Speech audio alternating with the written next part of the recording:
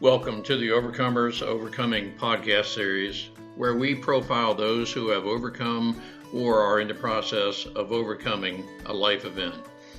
With this podcast series, Overcomers Overcoming, we have three objectives. One is we want everyone to know that no matter what life event you're going through, you're not alone. There are others who are willing to work with you to help you over whatever it is you may be experiencing. The second thing is we want you to know there are actually multiple options that can help you through a life topic. The third thing is if what you're experiencing is a matter of a decision, that if you could do a life redo, you would make a different decision. We want to help those make a very informed decisions through critical thinking. I'm Ron Cooper, founder of the Cooper Culture. I'm with my wife and business partner, Marty. The Cooper Culture is sponsoring this podcast series, Overcomers Overcoming. Today we profile Emily Eskridge, who was very transparent in speaking from her heart about a drug and alcohol addiction, of which she very articulately describes everyone going through the grips of an addiction needs to experience some number of low points, and that number of low points is very individualized. There is no one solution that will work for everyone. Marty, what are some takeaways that you think our listeners can listen for? Ron, as you said, she is very detailed and really very good at explaining her story. She takes you from the start to the finish, but I want to focus in on the middle part where she one day said, I'm done. I'm not doing this anymore. And she was done. But she also explains there is a word that everyone needs to hear, and that is action. She had to take action, and she explains what action she took to get over the drugs. Let's listen together and learn from Emily and learn how we can help others who are either experiencing or may have the propensity of going through a life that Emily is describing. Emily, thank you so much for joining us. I think our listening audience is going to learn a lot from your past experience, but if I'm recalling correctly, you are with Recovery Centers of America, and you have experience in substance abuse. And Emily, if I'm characterizing just very briefly your past correctly, can you give our listeners just a brief background of where you've been and how things are going? Absolutely. So I feel like my story could go on for a long time because I'm telling you, I've lived several lives, it feels like. So I will start a little bit from the beginning. So I am recovering from substances, from alcohol, all of the above. So I've been clean and sober for 7 years, and I kind of started at a young age. I have two great parents. I am an only child. I have, my parents struggled with some things in the past as well. But, other than that, they were able to put them down when they had me, had successful jobs. Took care of me. We, moved from when I was a baby from the Eastern Shore to Bowie. They put me in private school. But all I know is for myself, just some sort of feeling of just feeling from on the outside, like I don't fit in. And, never enjoying school. I kind of struggled, I feel like, from day one, just like with who I was, where I was going, what I was doing in life.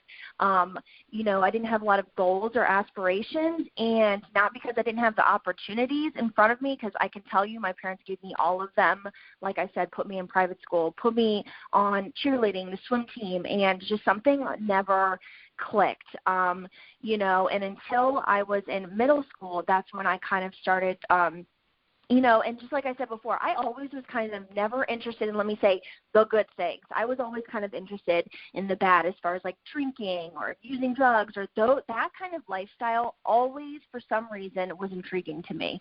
It wasn't being a good kid, getting good grades, going to school. It was what the bad kids were doing for, like I said, for whatever reason. And it's not like I come from a horrible upbringing. My gosh, my parents are great. But, I got into drugs and alcohol in middle school. And let me tell you, from there, it just took off, and that was my main priority for years to come. And I ended up going to a public high school because my parents, private school is very expensive, and they sent me to public school. And like I said, I never liked school. I didn't like going. So what I did in high school was kids that were doing the things that I wanted to do, which was drinking, using drugs and partying, skipping school. And that's what I did. And it just progressed for me very, very quickly, because what happened is I just got into very, very hard drugs at an early age. And I share openly of my story. I'm kind of an open book, but I got involved in opiates when I was a junior in high school. And I went into my first treatment center at 18. And my parents, when they found out what I was doing, they had an idea, but when they realized, what I was doing, I mean, they were in complete shock and didn't know what to do. And as being an only child, they were devastated. So I went into a treatment center at 18, and unfortunately, that wasn't my first one, because being so young, I was not done, So I would get out and stay clean for a little bit, would try to go to, AA meetings, NA meetings, and I just was like, why, this is stupid. I just didn't think it was for me, that I would be capable really of being anything in my life, which is really sad to say, but it's just how I felt. So the next few years I was in and out of treatment centers. I think I went to about 9. My parents did literally everything they could to try and save my life practically, because I was dying.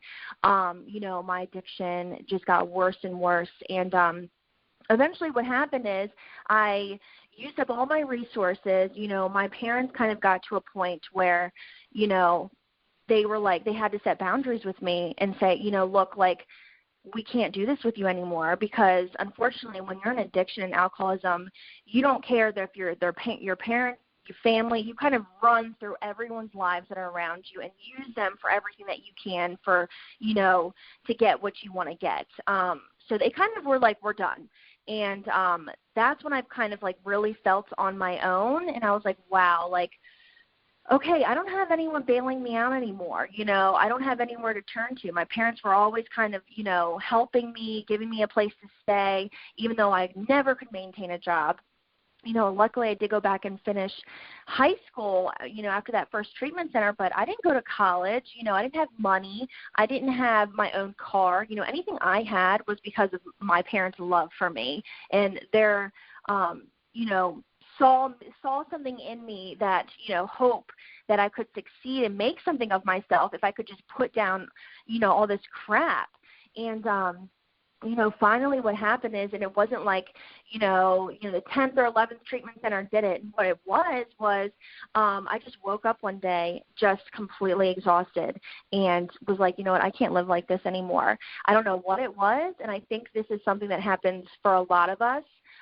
You can have a really, really low bottom. Things get very, very ugly and bad. You can go to jail. You can, lose everything, have no money, be homeless. Bottoms can get really bad, but it didn't take that for me. And it, I hear the same thing with a lot of others. You just kind of wake up one day, the reality of what you've been doing the last however many years just hits you and it was either I continue to go on what I'm doing and I'm going to die. Literally, I was I'm either going to die or I'm going to choose to do something different and live. And that's what I did. I, just didn't want to do it anymore. And I was completely exhausted. And I was, even though I was only, I think, 24, in 2013, that's when I got sober.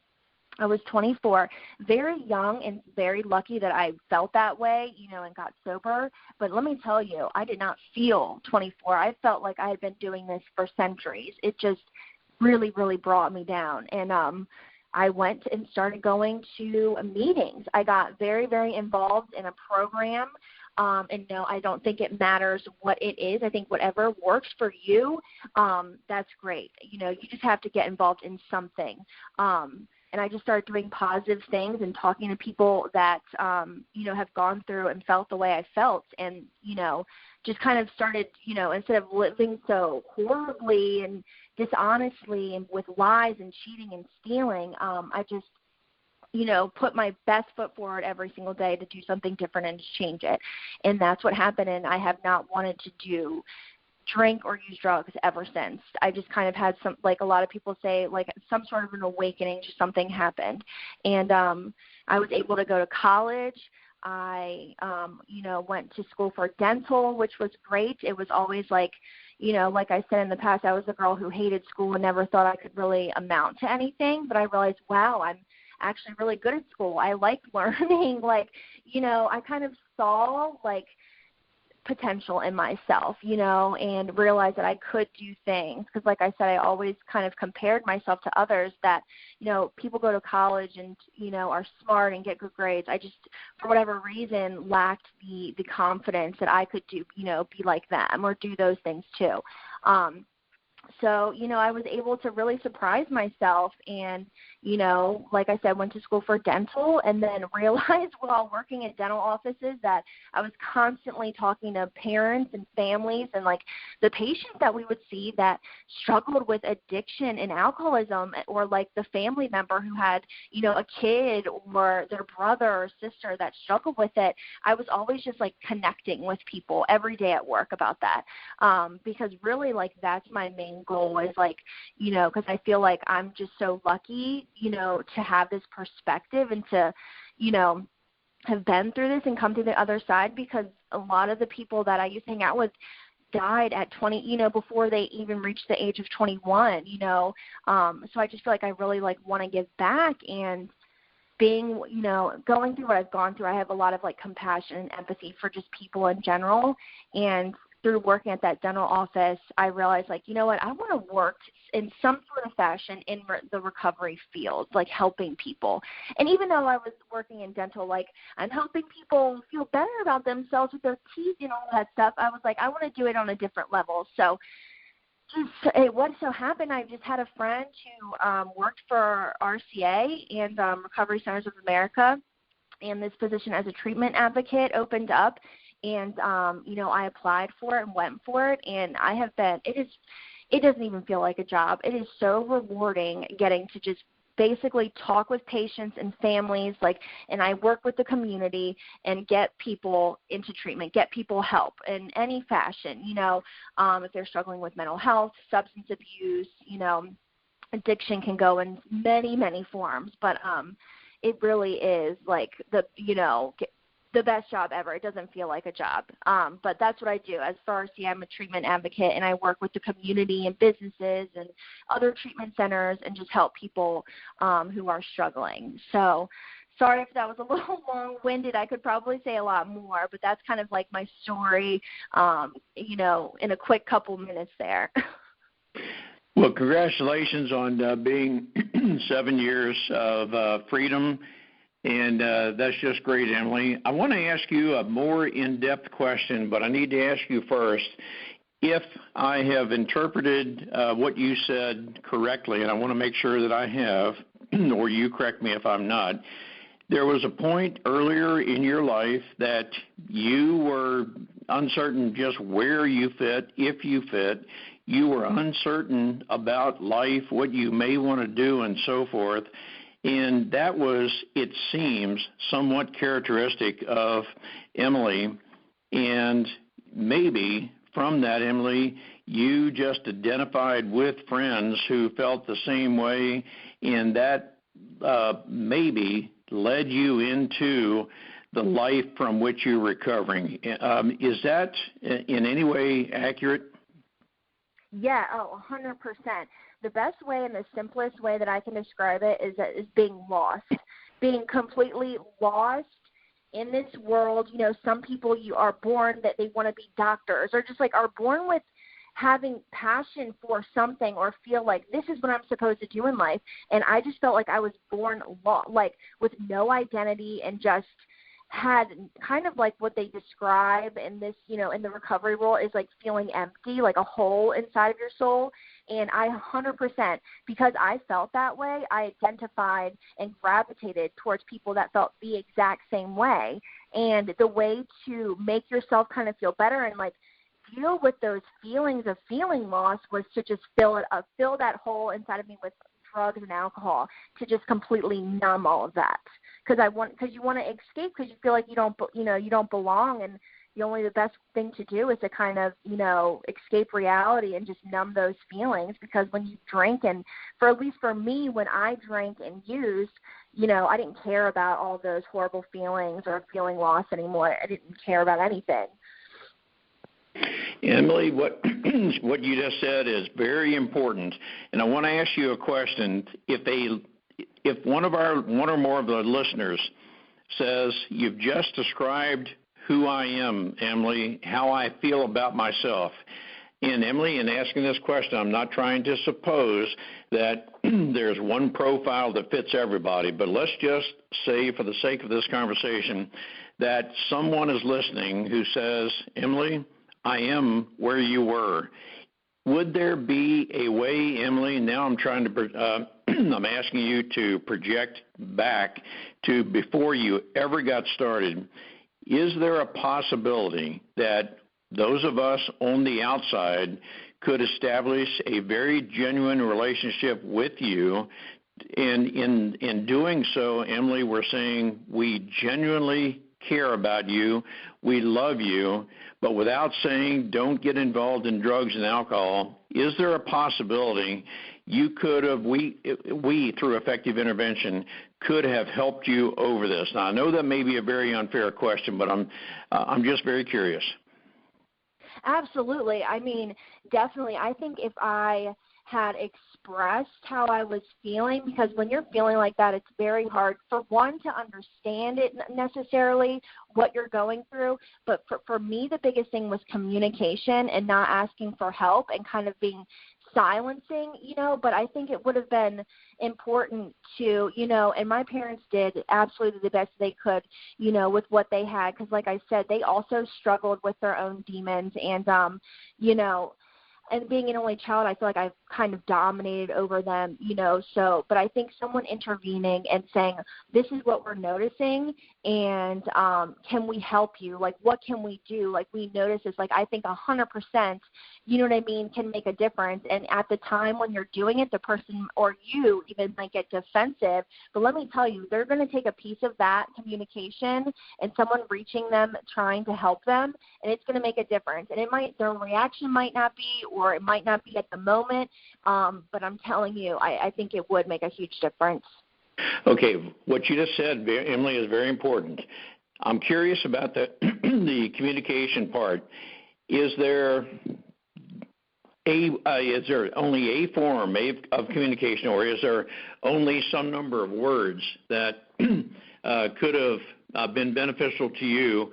Or, Emily, is it a matter of, for those of us on the outside, we want to try to understand you?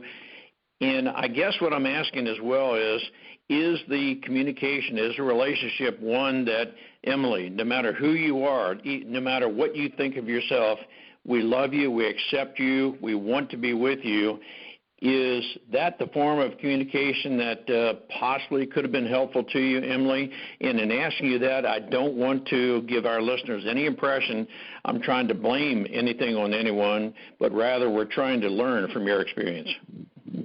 Absolutely, definitely, because I think it makes a huge it's very important, because I think, and I didn't mention this earlier, but a lot of what it is feeling unloved is what kind of draws, us into this way of life, or at least it did for me. Like I said, I felt lost, but I also felt like unloved for whatever reason. And I think, that hearing that communication, that someone loves you and cares about your well-being and is concerned about you and wants you here and that you matter, that's huge, because, a lot of people that struggle with alcohol and addiction, and myself included, and I still struggle. Let me tell you, I still struggle with this as an adult and having 7 years sober of, feelings of not being worthy of love necessarily. And where that comes from, I don't know if there's some sort of event that happens as a child or if you're just born feeling that way. I think it comes from something for sure, and I feel like, had my family just kind of sat me down and, said those things to me a little bit more, it could have made a difference. Like, I tell, friends this all the time. Had my parents necessarily, and this is nothing negative on them, like I said, they did the best they had with what they were taught, because it all goes together with how our parents are brought up as well as far as with communication. Had they sat me down and kind of told me and shared with me their experiences too, and that they struggled and, kind of lent more compassion and empathy and love, it could, I think, would have made a huge difference, because there wasn't a lot of that, and definitely not a lot of communication, which made me feel like I had no one to go to. So here I am just trying to figure all of this out on my own and make horrible decisions. The process without a lot of guidance, unfortunately. Emily, I wanted to ask, first I want to say thank you, but I wanted to ask, there are signs, I would assume, that, a child is going through these. For the parents, the teacher, say a youth group leader and like that could learn to pick up and think there's just something about this child that is acting this way, and try and develop a relationship with them where the child could talk to them, and that person could show love towards that child. Absolutely, definitely. Sorry, did I cut you off? No. I thought maybe I didn't make myself clear. Are there signs from the child? Yeah.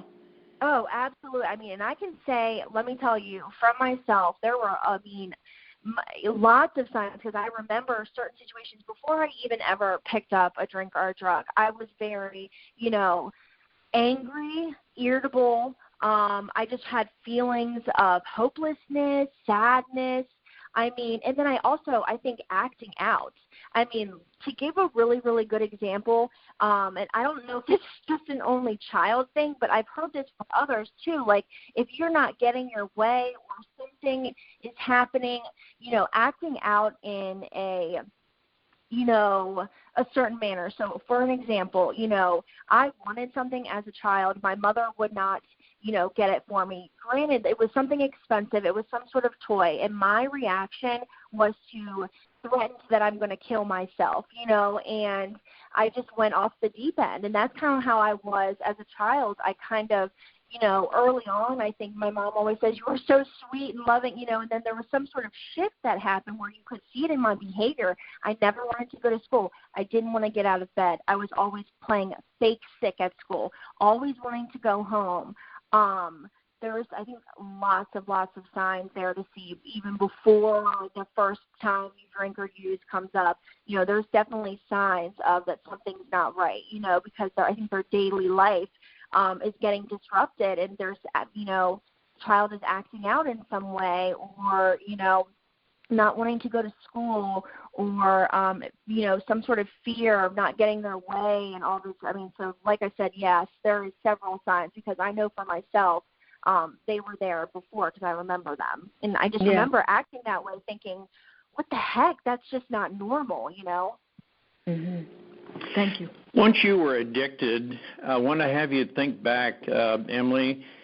I'm guessing that maybe at some point, and I'm asking you, you felt maybe this disease had, at the moment of its effect, had a total overpowering effect on you, but the drug, the alcohol, only had a temporary effect, that you would come out of that and then maybe realize how, I'm going to use the term, unworthy you felt you were.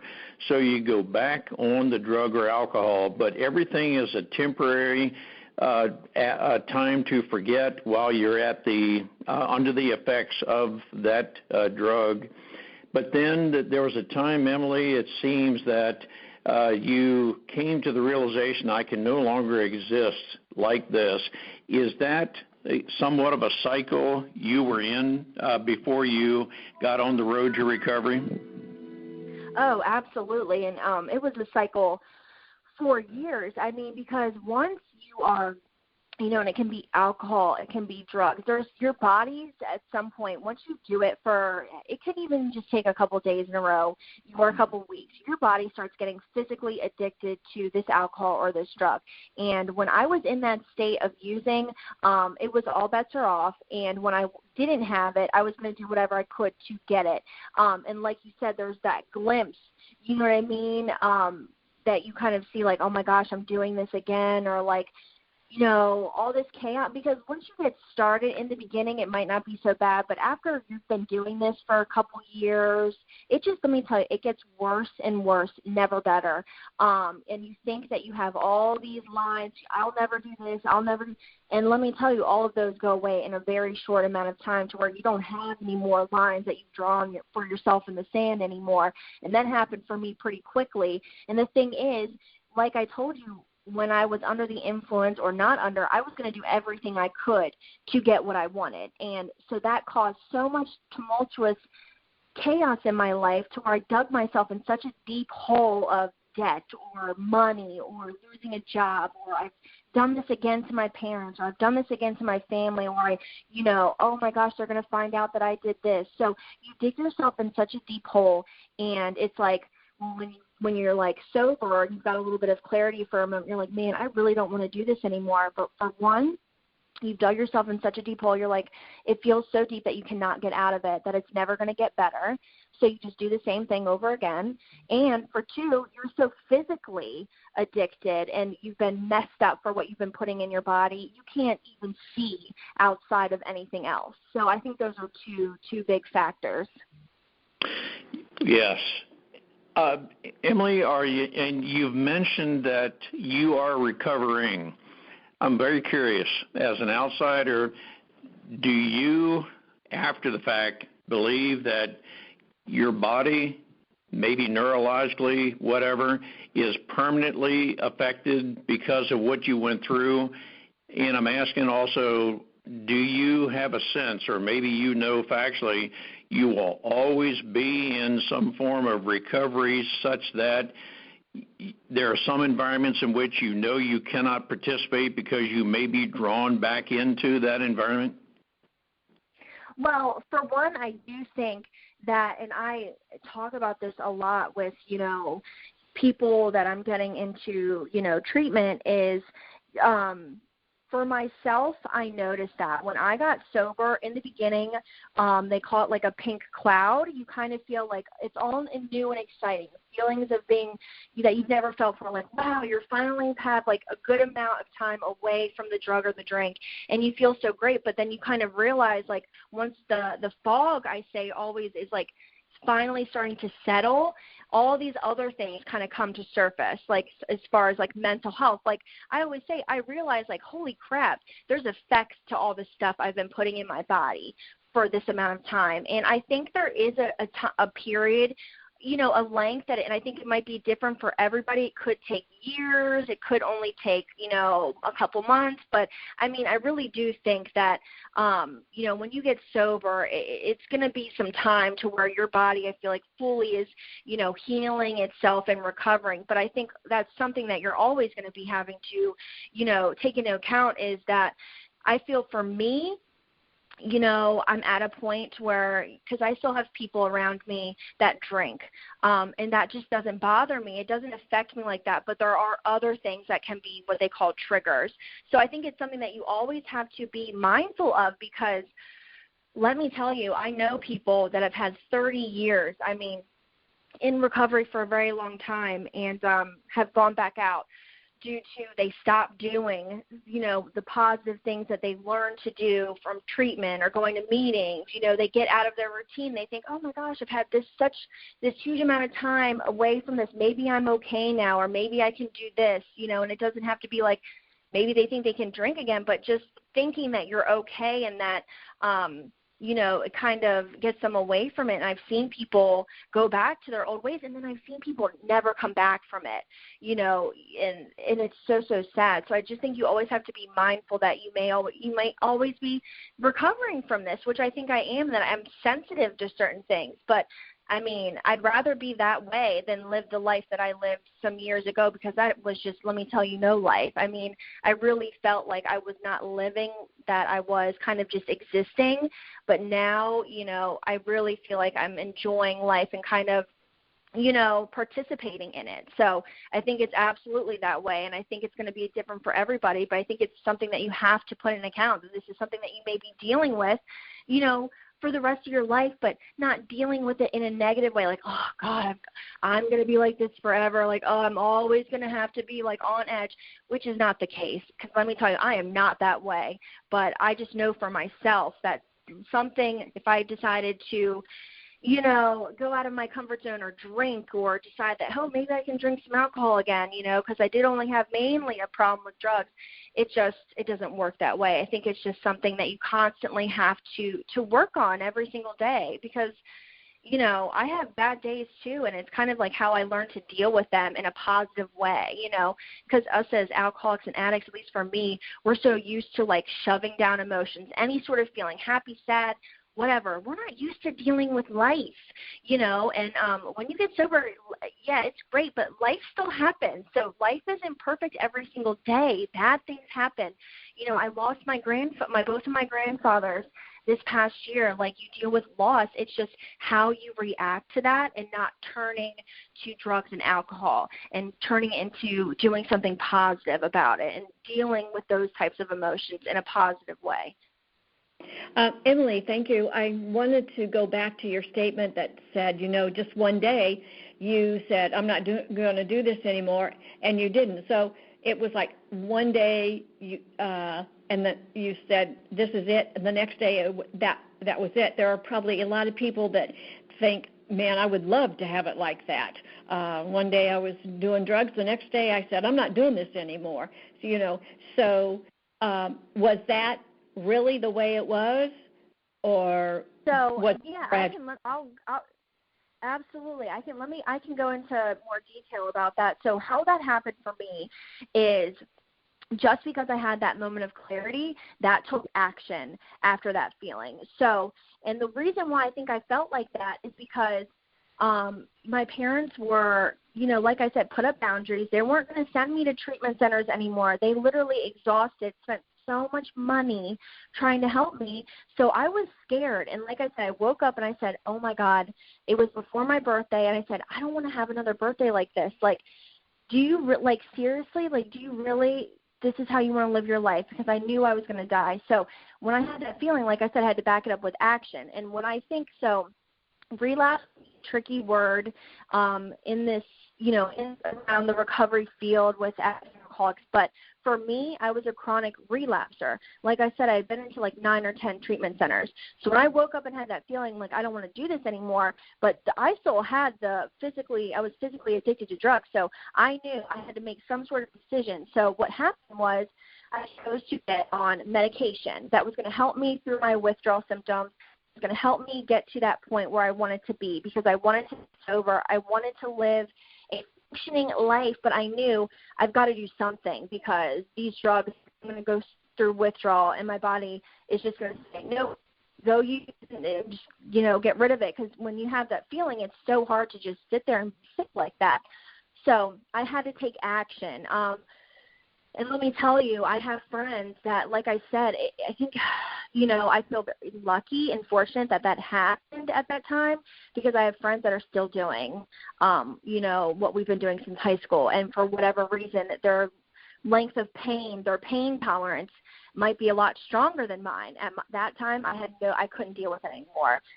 I couldn't deal with any more pain. I just hit a breaking point. So, I think that comes at different points, and that's why it's important to ask for help.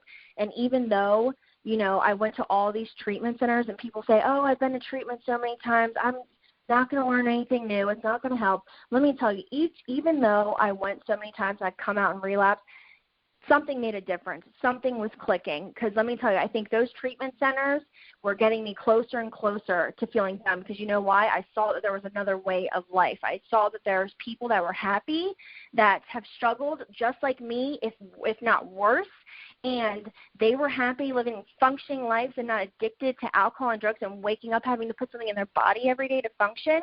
I think being around people like that and going to treatment and giving it a try, just opened up my eyes and got me there sooner. But I think when you have that feeling, I just backed it up with action. Like, I decided to take action that day, and that made all the difference, which was something I never did before. It was always my parents or someone kind of forcing me into it. It was never a decision necessarily on my own, and this was my first, I'm going to do this for me. Yes. Thank you. I think for someone that is listening and maybe got the impression, it was over one day, but your comment and your testimony to the fact that you had to take action. It wasn't just over. You had to realize what you had to do, and action was the thing that helped you through. Absolutely, because I don't want people to think that, I just woke up one day and I didn't need to, drink or use drugs anymore, because that wasn't the case. It was, I woke up and said, I really don't want to do this anymore, and I just had some sort of shove to say, I'm going to do something about it. So rather than just getting up and using or drinking like I usually would to get rid of the shakes and the withdrawal symptoms I would have, I chose to go the other way and say, you know what? I don't care. I'm going to get on medication. Whatever I need to do to get me through this, I'm going to do it. And I just, like you said, I took that action. So it wasn't easy. It was just the first time I'd actually done that, and it just made a difference. I would say it's just like, I took action and I asked for help for the first time. Thank you. Yeah, I want to just pursue that only a little bit more, Emily, that to use your term, you experienced pain points. It seems that everybody has, as I think you expressed it, a pain tolerance.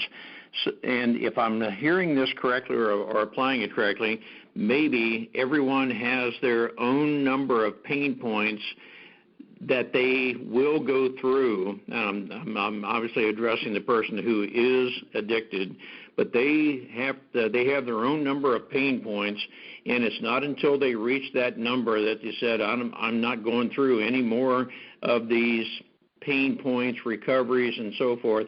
I have to take action. Is that somewhat the cycle you went through as well? Yes, definitely. Because like I said, I know a lot of people, that have still been struggling, that are, have been doing this a lot longer than me, and for whatever reason, they can't seem to get there. They can't seem to, something's not clicking with them. And honestly, what I think is that they're obviously just not ready, but something hasn't happened yet. They haven't hit that tolerance of pain that I hit when I was 24. And I know that sounds young to people, but I started doing heroin in high school.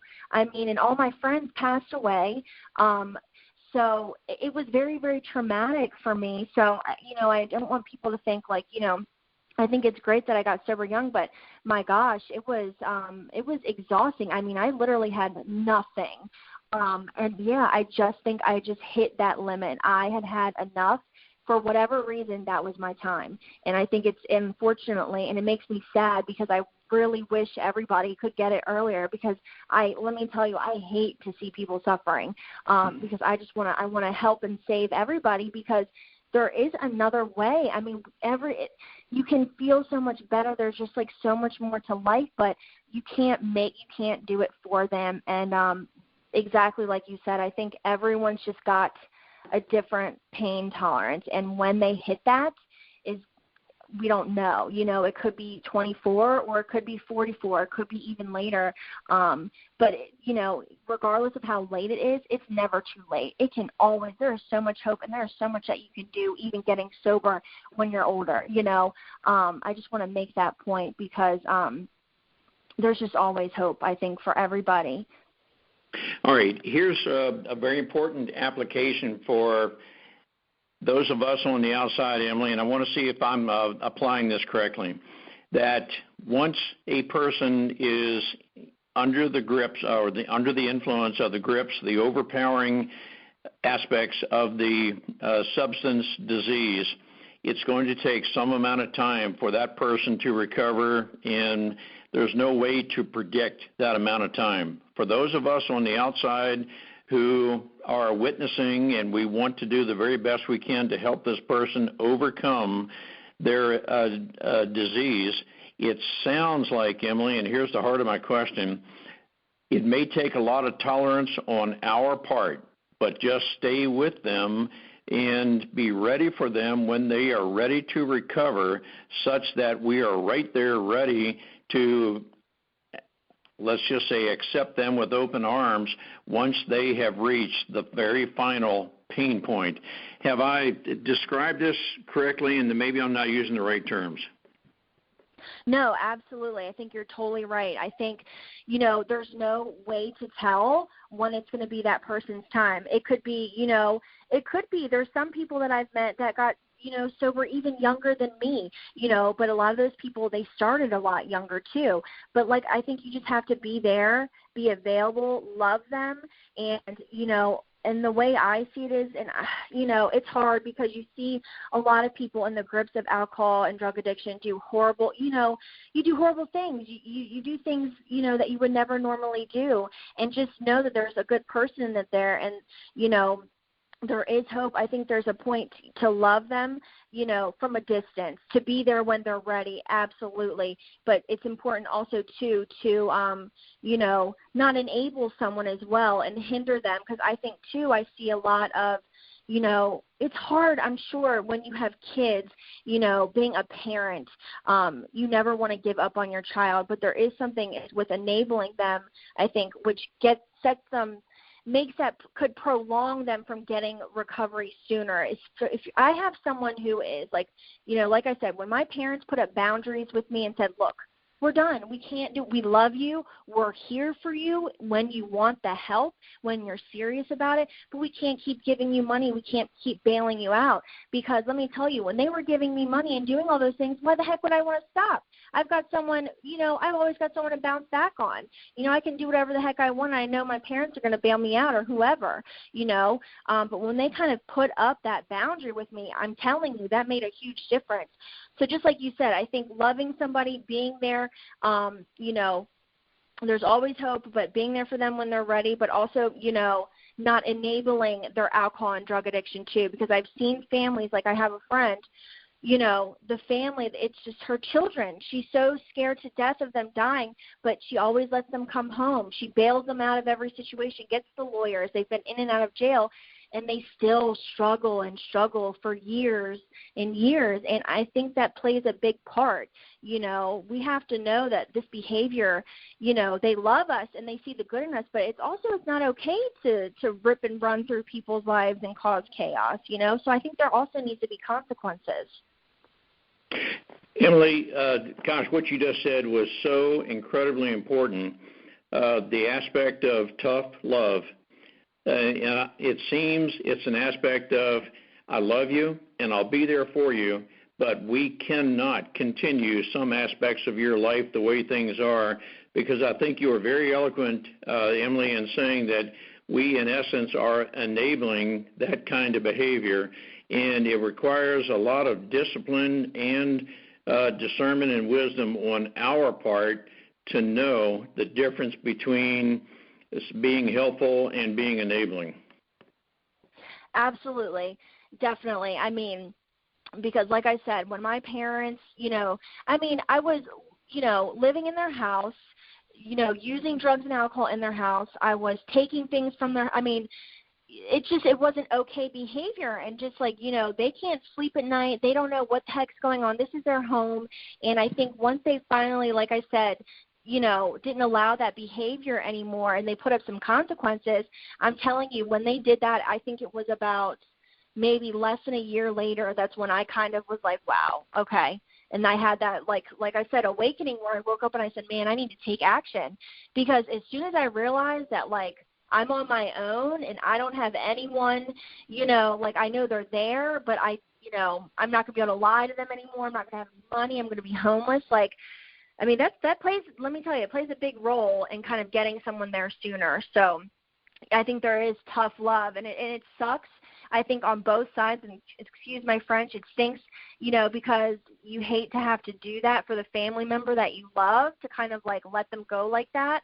And it hurts for us at the time. But let me tell you, I am so grateful that they did that, because I think it made a huge difference. And even though I may not have said that in the moment, because obviously no one likes it when we pull them up on their behavior and tell them no, because that was something I never liked to hear. So yeah, I think enabling and tough love play a huge factor, and that will help someone kind of get them there sooner. You know, not always, but I think it's very important. Thank you for sharing from your heart, Emily. Let me ask you, possibly in closing, are there courses available for those for those of us on the outside that we can learn about the disease of alcohol and drugs, such that we can learn everything that you just described? Absolutely. And let me tell you, in these days, too, there is a wealth of resources.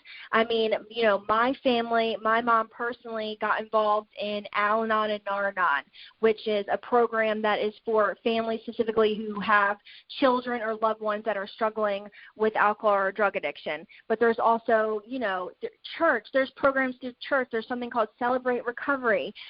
There's so many resources and knowledge, and luckily we have the internet. You can Google anything. I'm telling you, there's so much help and resources and knowledge and support for you out there. So absolutely.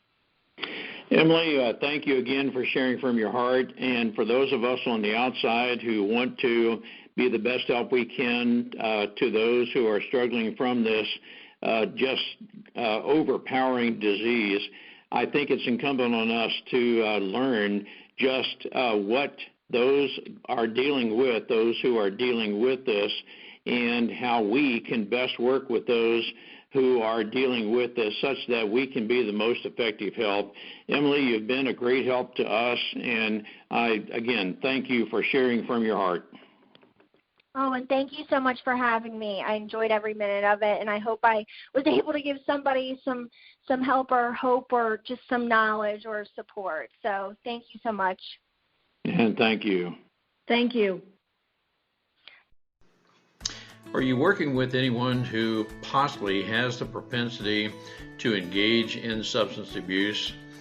Emily has a great story of her past and what are describing some of the factors that got her started into a life of substance abuse. She suffered from low self-image, just not knowing exactly where she would fit into life, not knowing if she had a future, and so forth. Engage with us. Let us know if you have anyone in your life, a loved one, a friend, a cohort, who might be dealing with something of a comparable situation. I'd like to engage with you to see if we can help that person overcome any situation they are in, or possibly not even get engaged with a substance abuse challenge such as what Emily endured. Emily has a very transparent heart. She is very eloquent in stating exactly who she was, what caused her to get into the substance abuse. She had many low points, as she described, and she had to experience each of those low points once she engaged in the substance abuse before she finally hit that number, if I could use that term, of rock bottom, to where she realized she needed to change her life and to stop doing what it is she's doing. Based on her experience and what we're learning from others, if you are working with a person who is engaged in any form of substance abuse, it appears it's going to take some amount of time for that person to overcome what they're going through. As Emily describes, she had to go through a number of low points until she hit the lowest point, and she said, I've got to change my life. I think it's incumbent on us to develop effective relationships with people such that those who are engaged in substance abuse or are going through any other type of life challenge, just to let them know that we're with them, we will be with them on the other side, such that they know that they can count on us. I'd like for you to look at Marty's and my digital course on relationships. It is a course on dating relationships, but it talks about people, and it can help each one of us determine who various people are so we can adapt to them. Marty and I are also working on a work relationship course.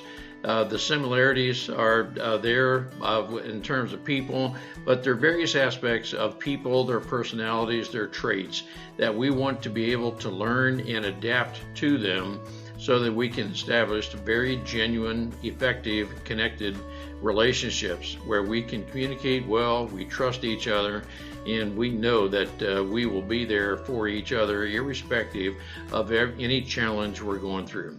But let's engage. Let us know your experience with anyone who has gone through or possibly is experiencing or is on the front end of just a low self-image, anything of which Emily describes. Let us know what you're dealing with. Let us know how you're working with a person like that. The more we engage with each other, the better able we will be to help others avoid what Emily went through and to help them endure any life challenges they are going through. Call us at 410-586-1875 or send an email to ron@thecooperculture.com or Marty, M-A-R-T-Y, @thecooperculture.com. The more we engage with each other, the more we learn from each other, the greater benefit we're going to be to others to help them advance through various life situations. We look forward to engaging with each one of you.